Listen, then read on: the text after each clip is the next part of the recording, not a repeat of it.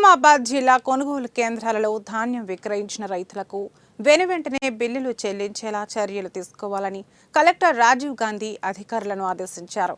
డిచ్పల్లి మండలం రాంపూర్ గ్రామంలో సహకార సంఘం ఆధ్వర్యంలో కొనసాగుతున్న ధాన్యం కొనుగోలు కేంద్రాన్ని కలెక్టర్ గురువారం సందర్శించారు.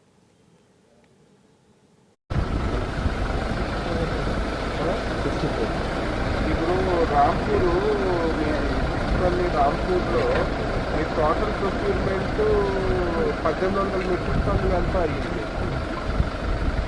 65 లారీస్ వెళ్ళాయి. ఎన్ని లారీలు కొట్టేది ఎంతవరకు? సన్నాలు ఒక 4-5 బండ్లు అయినాయి సార్. అంటే మీకు 65 వెళ్తే ఓన్లీ 30 ఎంటర్ చేశారు. మిగిలిన 35 ట్రక్ షీట్స్ ఎన్ని వచ్చాయి మీ దగ్గర? లారీలు. మరి ఎన్నాళ్ళు ఏం చేశారు?